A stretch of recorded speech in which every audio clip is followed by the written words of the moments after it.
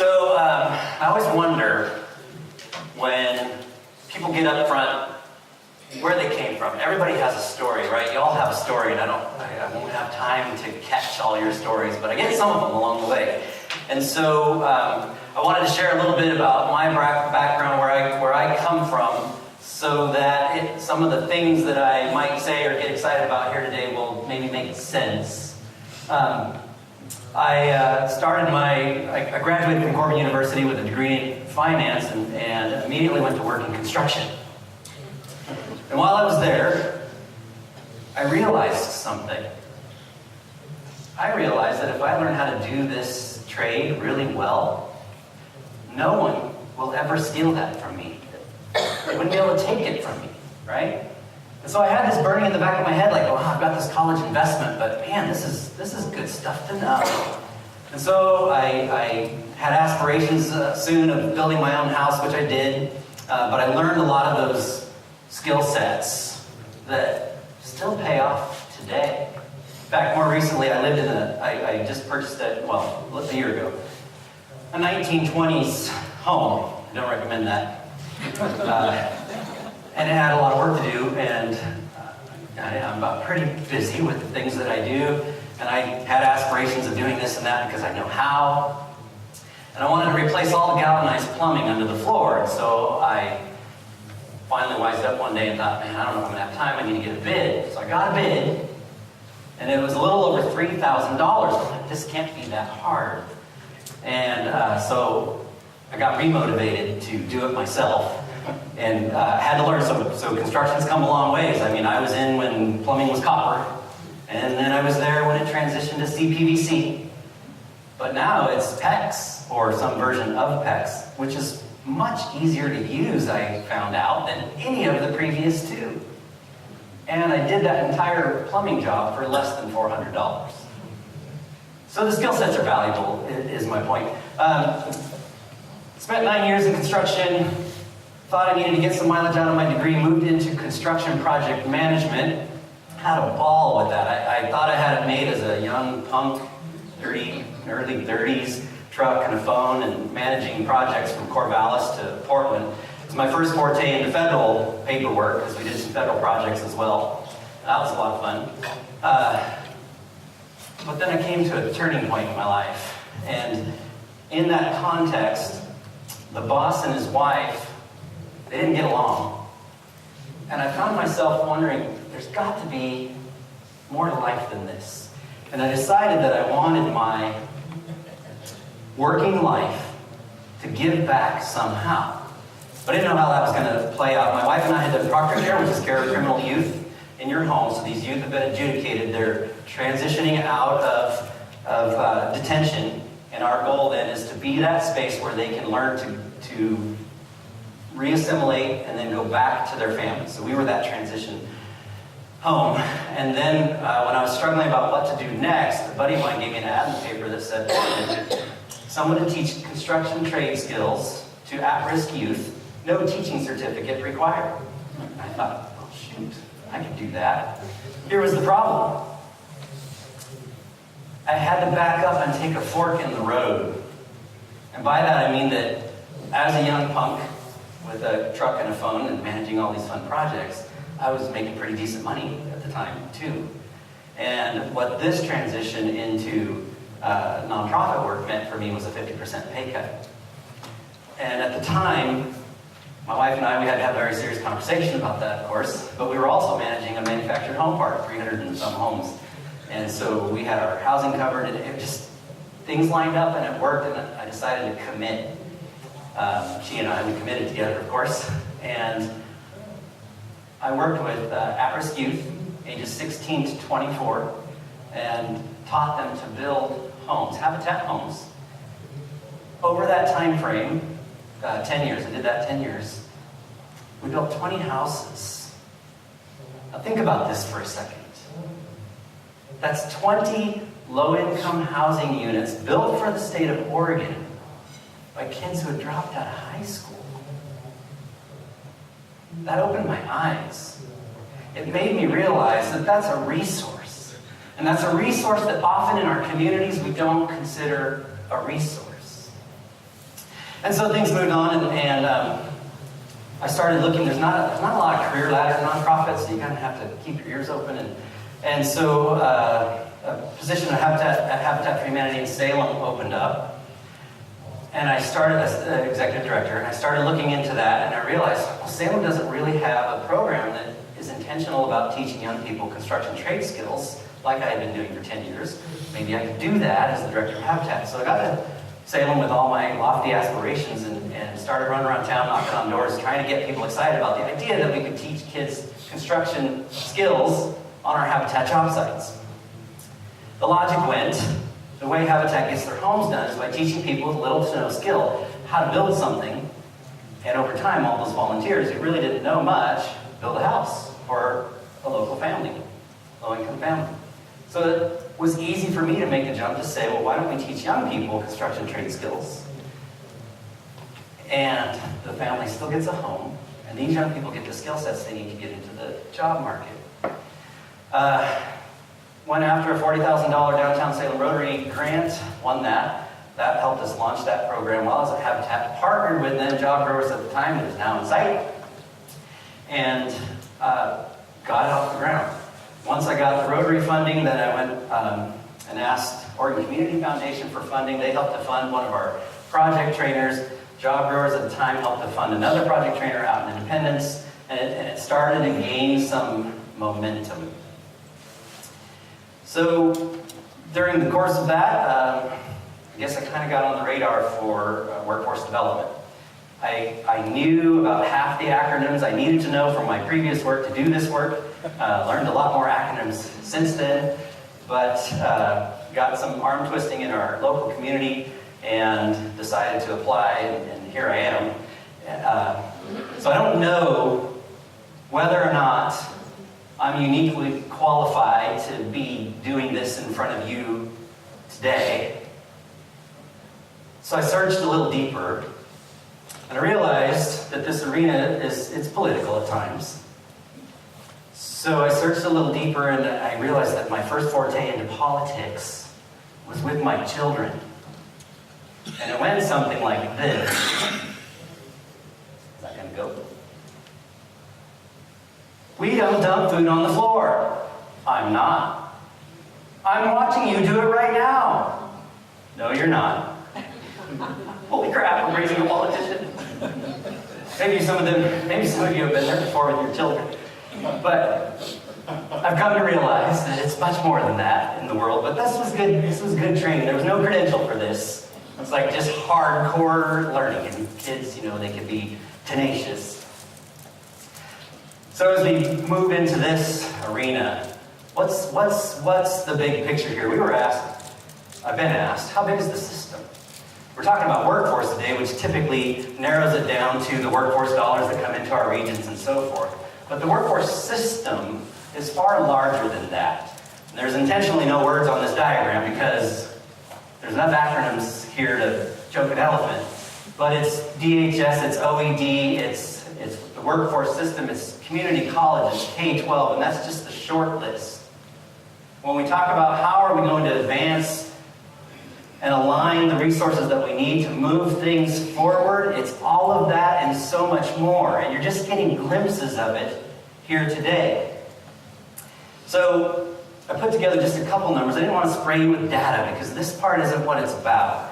But the system, if we look at take a snapshot of it, we look at retention for a snapshot of the system. And retention is individuals who get and retain employment. So for 1 year, almost 190,000 individuals were found to be retaining their employment, and that translates into about $166 million over a 10-year time span. Now this is just a snapshot, so this work is ongoing, and it continues year after year, but that's what the system does. And those system players are all part of it, playing in somehow. Now the interesting thing about that is that in our various regions, those system players play a little differently together.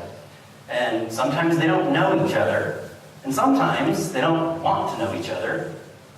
And yet, we've been called to a space by the Workforce Innovation and Opportunity Act and by the governor's executive order to figure out how to get more of those entities to align and play together better. So, came across a quote. In 1961, John F. Kennedy inspired the nation when he said, "By the end of this decade, we will put a man on the moon and bring him safely back to Earth. We do not do these things because they are easy, but rather because they are hard." Now, the interesting thing about that time is that we didn't have the technology to go to the moon. When he made those statements, we didn't have the technology that it took to get to the moon. We had to invent it. We had to align our systems. We had to find resources. We had to invest. We had to figure out, okay, this is what we have. How do we bring it together to realize that vision? That's the space we're in right now under the Workforce Innovation and Opportunity Act. That's the space we're in right now under the governor's executive order. It is giving us the space to come together and figure out how do we take what we have. This isn't about what we don't have now. We can lament about those things all day long. This is about how do we take what we have and make it function well so that we serve Oregonians better. There was a line out of an Apollo 13, the Apollo 13 movie. One of my favorite lines in that movie said, "We live in a world where man has walked on the moon." It wasn't a miracle. We just decided to go. So we have to make decisions, right? And we're not even doing rocket science. We're talking about relationship. We're talking about being able to have meaningful conversation so that we can begin to align these things better. We're talking about setting aside personal agendas so that we can go, okay, what's best for the community? And I'm not going to lie, that's not rolling well in some places. And it breaks my heart. It breaks my heart because there's Oregonians who need us to get that figured out. And I had this thought the other day. I was wondering how many creative and innovative ideas are out there that will never see the light of day because we can't figure out how to have meaningful conversations around this stuff. I don't know. It's just a question. So what happens when we decide? When we decide to go, when we decide, yes, I want to leverage this space that we have, the workforce board as the foundation to build upon, to figure out in our communities how to align and move forward. So I'll share a couple of things going on in our region. We do get the workforce allocation, and it has specific parameters and specific strings, and I hope that as you move forward in time, you'll take some time to try to understand what those dollars are intended to do when they hit our communities, investing in adult skills training and youth skills training and so forth. But once we cover that, once we're about the business of doing our work with those federal allocations, we can do so much more. We can get creative and innovative about how we choose to serve. So one of the ways we do that is through our Make It in America grant. That grant had a component in it that was a sustainability training component. So we talked to our industry consortia, and we realized that there was a huge need for lean manufacturing training. We also realized that there's many companies who simply can't afford it. It's not cheap. And so we partnered together with the Council of Governments in our region and our local economic development. And the portion of the grant that we got was, I think, $1.2 million. And part of the funds in that grant invested in skills training or lean training, a group of folks who volunteered. But in order to volunteer to get that training, they had to be willing and committed to teaching that training in the future. So we're moving through that training process right now. It's a black belt lean manufacturing training. And we have folks, some already, that have delivered trainings to other companies in our community so that we can sustain that training element so that businesses can become more efficient and get better about the work that they're trying to do. So that's one. So I want to challenge this group. As I talk about these things, it's not so much about what we're doing as an organization. What I'm trying to do is inspire you to think about what the needs are in your local communities so that you can help, as commissioners with influence, pull the right people together to have the conversations to move to actionable items. Our next one is rethinking job search. Now this one was kind of fun. We developed a curriculum, and it's based on cognitive behavioral techniques, CBT, but we call it rethinking job search because that sounds more fun. And what it does is it's it's a tool to help folks who had a job and lost a job to move through that continuum faster. In that state, when you have bills to pay and kids to feed, and you're trying to figure out how am I going to do this with the loss of a job, there's some psychological dynamic that's going on there. Now, this isn't about psychology, but it is about helping someone kind of get a handle on those pieces quicker so that they can get employed faster. We move them off of UI, unemployment insurance, much quicker. Now, we got this idea by researching globally, and we found it in the UK. And what we found was in the UK, they're using CBT in workforce development with great positive success. And so then we thought, we had local success on a small scale. We got a small grant to do a pilot. Can we scale this? And so we did some more research because we needed to figure out who was doing it. We bumped into someone in Australia, a company in Australia, who was also using it with great positive success. So we had to go after a workforce innovation fund, it's called. And the reason is we couldn't prove that with the statistics from those two countries that it would work here in the United States, where our systems are a little bit different. So we had to prove that it wasn't being done on any significant scale here in the US. And we went after and won a $3 million grant to scale this statewide. Now here's the cool thing. Most of the workforce boards in the state are part of this. So we're coordinating an effort statewide. Oregon is leading the nation now, trying to figure out, does cognitive behavioral techniques work in the workplace, right? And so there's a $450,000 line item in this to evaluate it. So we're going to tear it apart. We're going to figure out, does it work or does it not?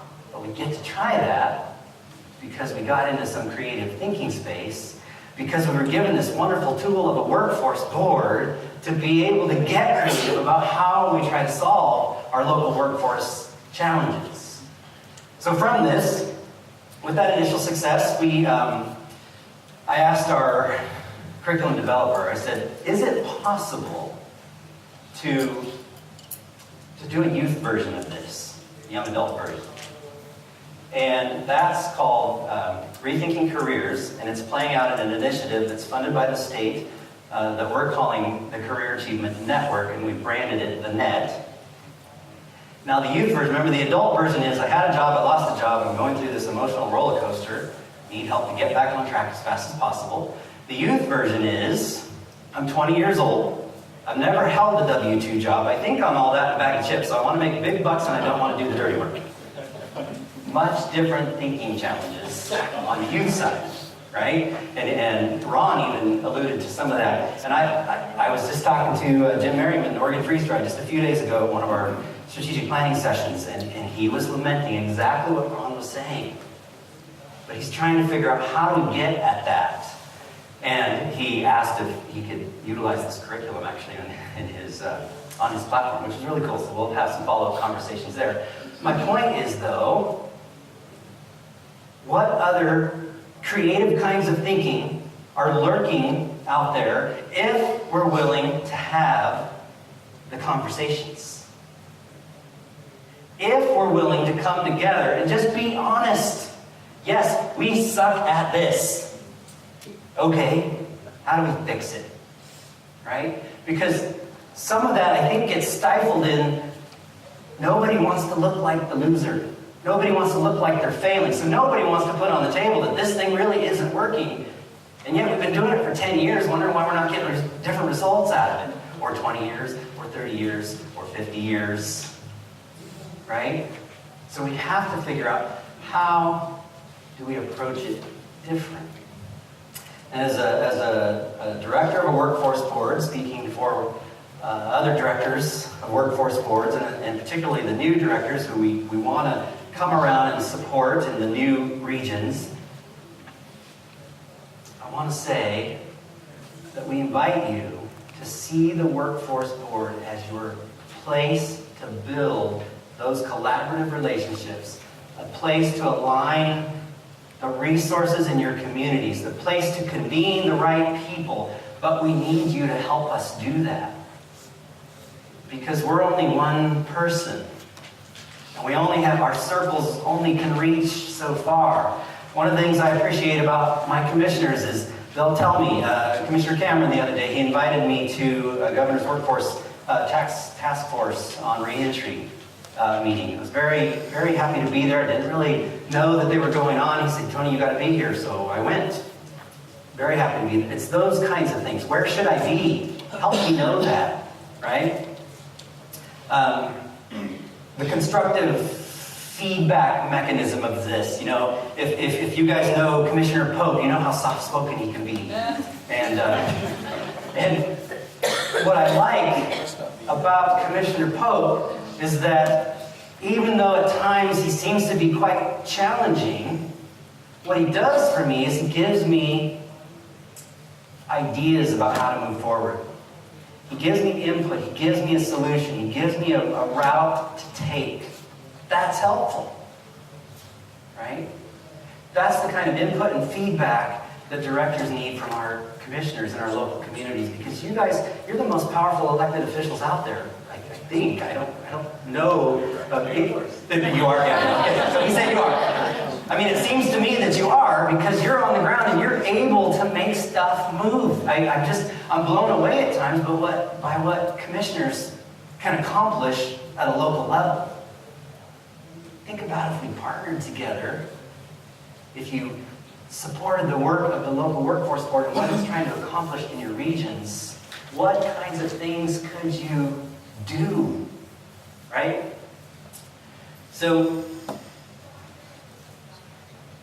here's another picture. It's the workforce arena, and we know that there's lots of arenas that you have to have your head in. But this one exists, the workforce arena. And what you have at your disposal is a group of passionate leaders. And I'm talking about the directors who build teams to do this work in your local regions. You have a group of highly qualified, very passionate leaders who want to fight your cause. Don't forget that. We want to fight with you in the arena, right? And so, we ask, help us know where to be. If we have some particular piece of legislation that we need to move forward at the state level that would help the cause of workforce, not unlike what Ron was talking about, help us move that through your connections and your influence. When we do task force committees or advisory groups, things like that, and it's of particular interest to you, help us move those things. We need your help to do that. That's the call. So, I want to talk about critics for a minute. When I was younger and dumber, critics tended to annoy me. But as I've matured, I realized something about critics. I've come to love them. And here's why. Critics cause me to be about who I really am. Because if I'm going to help influence significant change in the state of Oregon around workforce and how we've done it for so long, and move it to a better place, I gotta know who I am. Because the critics are gonna be there. And the minute you raised your hand and said, I want to be a commissioner, you enlisted a litany of critics, unless some of you don't have any critics. But I would imagine that they're out there, right? And the critics who just want to criticize, they're the ones in the arena that sit in the cheap seats. But the ones who are willing to say, I don't think you should do it like that. I think you should do it like this. That's where the help comes. But the critics who just want to throw rocks at those who are fighting the fight in the arena together, they're not useful. And what I find is we're making these massive shifts is that there's people and organizations who, they don't want to change. But the legislation and some of the other pieces say that we must. And many of us realize that if we keep doing things the old way, we're never going to advance. And so change has to happen. But people get hung up on that because they want to save the space where we feel the safest. And status quo is safe. So we need your help. We need your help to influence people to think beyond what they've always known. It's not easy, but we need to decide to go. And so I want to end with a quote. Actually, it's an excerpt from a speech called Citizenship in a Republic. It was given by Teddy Roosevelt at the Sorbonne, Paris, France, April 23rd, 1910. And maybe these are words that we could aspire to live by. They go like this. It is not the critic who counts, not the man who points out how the strong man stumbles or where the doer of deeds could have done them better. The credit belongs to the man who is actually in the arena, whose face is marred by dust and sweat and blood, who strives valiantly, who errs, who comes short again and again, because there is no effort without error and shortcoming. But who does actually strive to do the deeds? Who knows great enthusiasms, the great devotions, who spends himself in a worthy cause? Who, at the best, in the end, knows the triumph of high achievement?